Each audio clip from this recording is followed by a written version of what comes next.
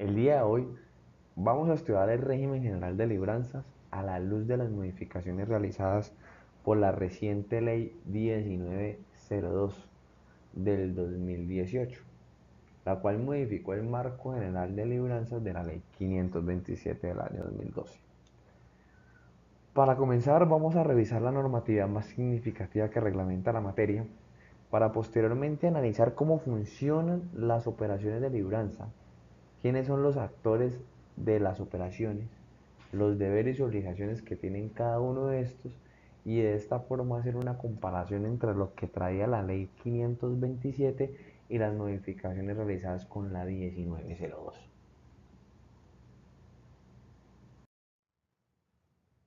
Este marco normativo trae cronológicamente la reglamentación base del régimen de libranza, comenzando por la ley 527 de 2012, por medio de la cual se estableció el marco general de libranzas,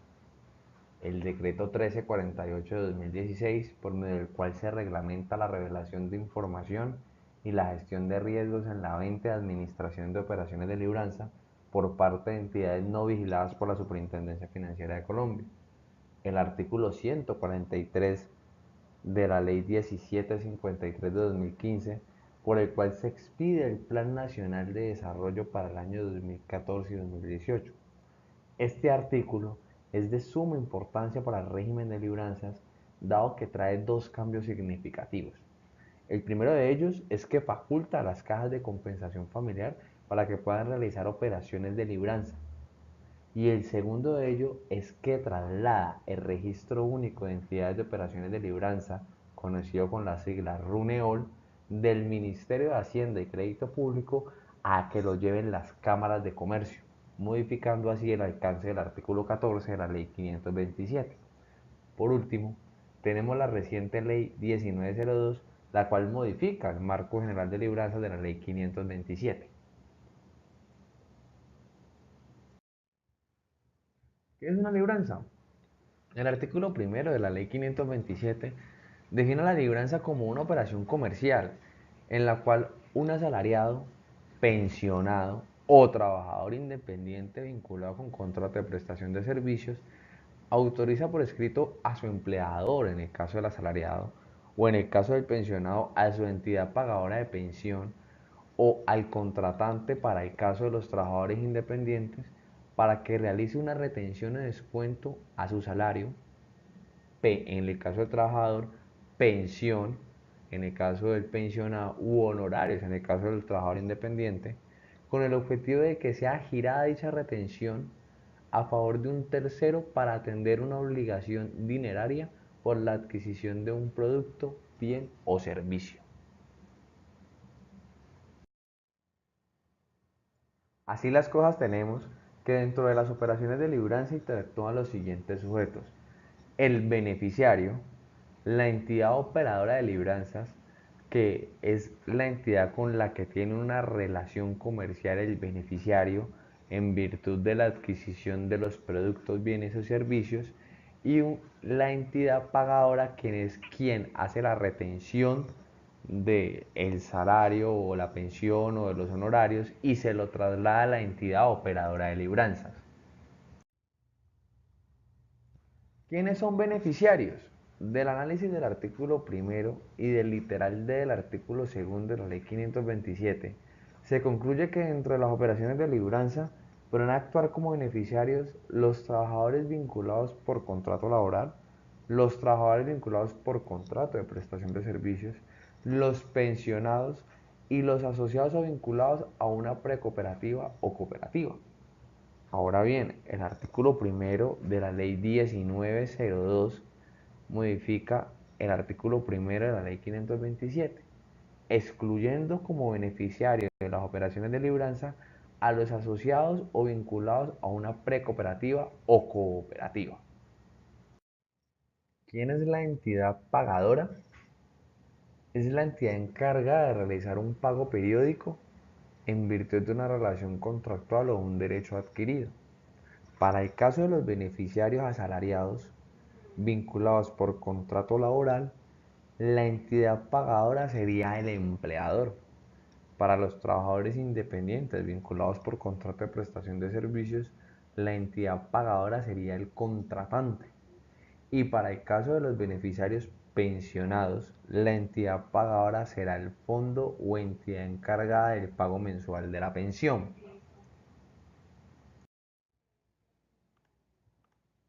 ¿Quiénes son operadores de libranza? El literal C del artículo 2 de la Ley 527 nos enumera inicialmente quiénes están facultados para la venta de productos, bienes o para la prestación de servicios a través del mecanismo de libranza, señalando que son, en primera medida, entidades que realizan operaciones de crédito y que se recaudan a través del mecanismo de libranza y están plenamente autorizados para el manejo del ahorro del público o para el manejo de los aportes o ahorros de sus asociados. En segunda medida, están facultadas para realizar ese tipo de operaciones las entidades vigiladas por la Superintendencia Financiera de Colombia para otorgar créditos. Ahora bien, también podrán ser operadores de libranza aquellas personas jurídicas que, sin contar con los mecanismos o autorizaciones que impone la Superintendencia Financiera de Colombia, realizan operaciones de libranza disponiendo de sus propios recursos o a través de mecanismos de financiamiento autorizados por la ley. Estas entidades deberán ser o deben prestar este tipo de servicios a través de institutos de fomento de desarrollo conocidos como INFIS, sociedades comerciales legalmente constituidas en el país y asociaciones mutuales o cooperativas. A estas entidades facultadas para realizar operaciones debemos añadirle los fondos de empleados que cuentan una reglamentación especial que es el decreto 1481 de 1989, así como también las cajas de compensación familiar, como lo mencionaba anteriormente, de conformidad con el artículo 143 de la ley 1753 del 2015. Por último, y de conformidad con lo indicado en el artículo 2 de la ley 1902, que modificó el literal C del artículo 2 de la ley 527, se facultan como operadores de libranzas a las asociaciones de pensionados o de personal con asignación de retiro de la fuerza pública, a los clubes sociales de oficiales, suboficiales y agentes de la fuerza pública para los servicios, bienes y productos que presten de forma directa, a las instituciones educativas que le presten servicios a familias de miembros de la fuerza pública. El artículo tercero de la Ley 527 señala las condiciones de validez para las operaciones de libranza, indicando, en primera medida, que el beneficiario autorice de manera expresa e irrevocable a la entidad pagadora para que efectúe la libranza respectiva, es decir, el descuento, la retención y se lo traslada a la entidad operadora de libranza. Segunda medida, que en ningún caso la tasa de interés correspondiente a los productos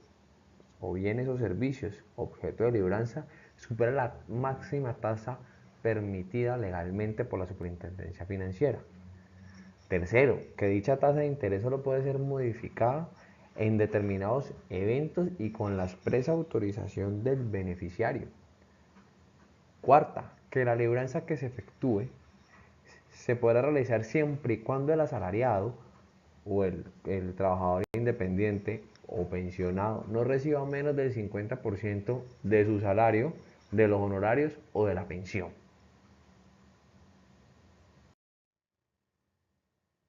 Son derechos del beneficiario deudor, en primera medida, escoger libre y gratuitamente cualquier entidad operadora para efectuar operaciones de libranza.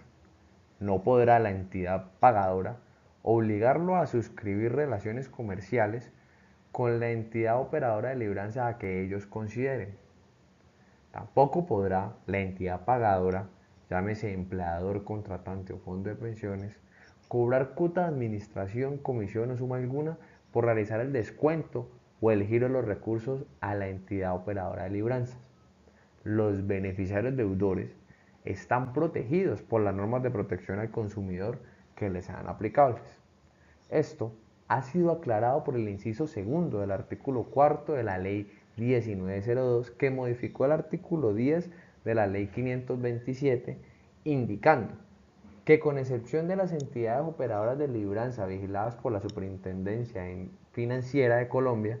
La Superintendencia de Industria y Comercio será la entidad encargada de velar por la protección al consumidor en las operaciones de crédito otorgadas por las entidades operadoras de libranza y en los contratos de adquisición de bienes o de prestación de servicios en que la entidad operadora otorgue financiamiento de forma directa.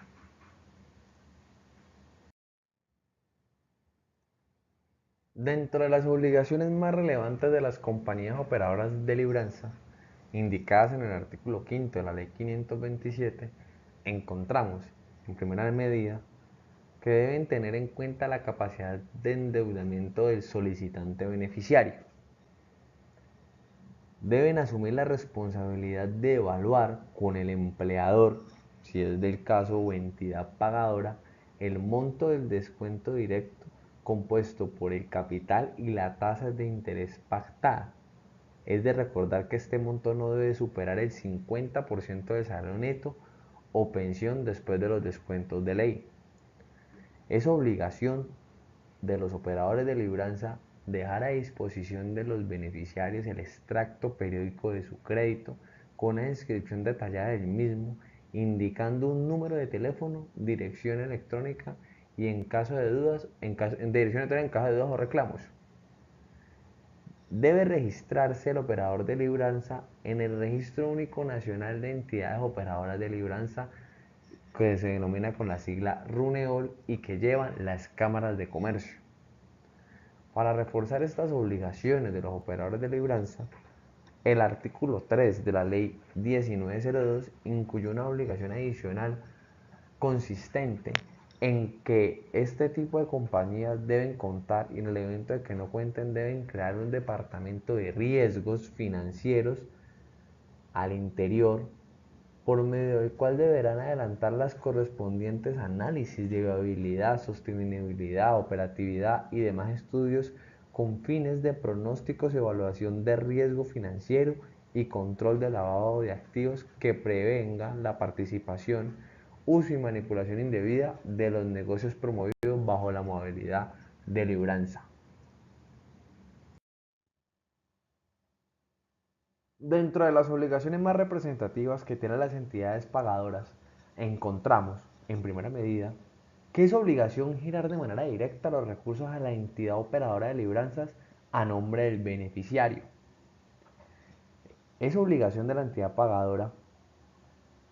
no negarse injustificadamente a la suscripción del acuerdo entre el operador de libranza y el beneficiario deudor. Efectuar las retenciones o deducciones y trasladar estas a las entidades operadoras de libranza entre los 3 días hábiles siguientes al haber efectuado dicha retención. Verificar que la entidad operadora de libranza se encuentre inscrita en el Registro Único Nacional de Entidades Operadoras de Libranza, RUNEOL, que llevan las cámaras de comercio. Pagar como sanción pecuniaria el doble del valor total descontado por la libranza en caso de cobrar o descontar cuota de administración o comisión por realizar el descuento o el giro de los recursos. Será solidariamente responsable la entidad pagadora por el pago de la obligación adquirida por el beneficiario del crédito en el evento si no realizó los descuentos por motivos que le sean imputables a ellos. Serán también responsables por los valores dejados de descontar en caso de desconocer la orden de giro y los perjuicios que les sean imputables por su descuido.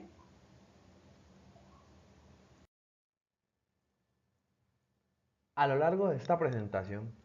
hemos mencionado en repetidas oportunidades al Registro Único de Entidades Operadoras de Libranza, identificado comúnmente con su sigla RUNEOL. Sea lo primero indicar que inicialmente este registro era llevado por el Ministerio de Hacienda y Crédito Público de conformidad con lo indicado en el artículo 14 de la Ley 1527, pero a partir de la expedición de la Ley 1753 de 2015, este registro es llevado por las cámaras de comercio y consiste en la anotación electrónica que deben hacer todas las entidades que requieran ser operadoras de libranza y tiene como único fin permitir a cualquier persona que pueda consultar que la entidad operadora de libranzas con la cual va a tener una relación sí está autorizada para realizar estas operaciones. El registro tendrá una vigencia anual y se deberá renovar entre el 1 de enero y el 31 de marzo de cada año, sin importar la fecha de inscripción inicial o renovación anterior, algo muy similar a la renovación de la matrícula mercantil de los comerciantes. Es de aclarar que la no renovación genera la cesación de efectos y por lo tanto deberá solicitarse nuevamente su inscripción. Este video te va a interesar. Comencemos. Él es Horacio. Horacio, consciente de las deudas que tiene, autoriza a su empleador a descontar de su sueldo mensual la suma de, en este caso, su hipoteca y su cuota del carro, y su jefe envía este dinero a la entidad bancaria que realizó el préstamo. Esto se conoce como libranza. Hasta ahí todo bien, pero en Colombia se han registrado varios casos de fraude en nombre de esta modalidad. Pero, ¿dónde está la estafa? Veamos. Aquí está Horacio nuevamente. En el momento en el que su libranza es aprobada, se genera un pagaré que queda en posesión de la entidad financiera a cargo del manejo de la libranza. En ese momento, esa entidad realiza una modalidad conocida como compra y venta de cartera, donde sale a vender el pagaré de Horacio a otras entidades o personas, generándoles a los compradores un margen de ingresos en relación al pago mensual de las deudas de Horacio. Las cosas cambian cuando la entidad financiera, realizando prácticas ilegales, multiplica el pagaré de Horacio varias veces y lo vende a otras personas o cambia su valor para obtener mucho más dinero. Esto genera que se comercialice un papel sin valor, lo que obliga a estas entidades a continuar con estas malas prácticas con el fin de tapar los huecos ocasionados, trayendo más inversionistas y generando una cadena viciosa comúnmente conocida como pirámide. Este fue el caso de Estraval, una empresa que entró en liquidación y que había sido investigada por este tipo de irregularidades, ya que afectó en gran medida el músculo inversor del país. Además, con el descalabro de Estraval salieron a relucir otras entidades que presuntamente realizaron estas prácticas, entre ellas Extradinámicas SAS, Estrategias de Liquidez y Técnicas Financieras SA, entre muchas otras entidades que seguramente también realizan este tipo de fraudes, pero no han sido descubiertas. Dado a los malos manejos por parte de algunos operadores y administradores de libranzas, no vigilados por la Superintendencia Financiera de Colombia, en sus manejos y operaciones de compra, venta y administración de los pagarés que soportan estas operaciones con los beneficiarios y con la finalidad de detener el efecto pirámide de la proliferación de pagarés sin valor en el mercado, el Gobierno Nacional expidió el decreto 1348 de 2016, el cual tiene como objetivo único reglamentar la revelación de información y la administración de riesgos en la venta y administración de cartera correspondiente a operaciones de libranza a los operadores de libranza no vigilados por la Superintendencia Financiera de Colombia.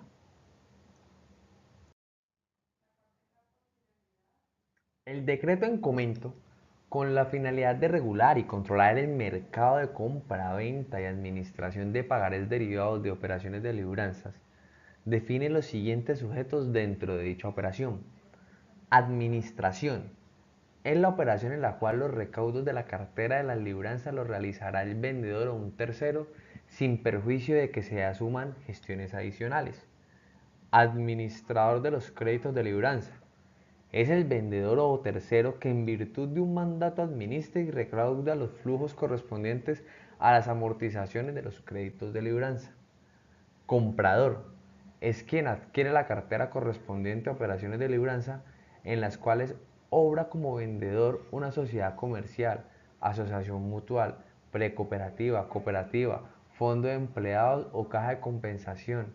que realicen estas operaciones y quienes son operadores de libranza no vigilados por la Superintendencia Financiera de Colombia.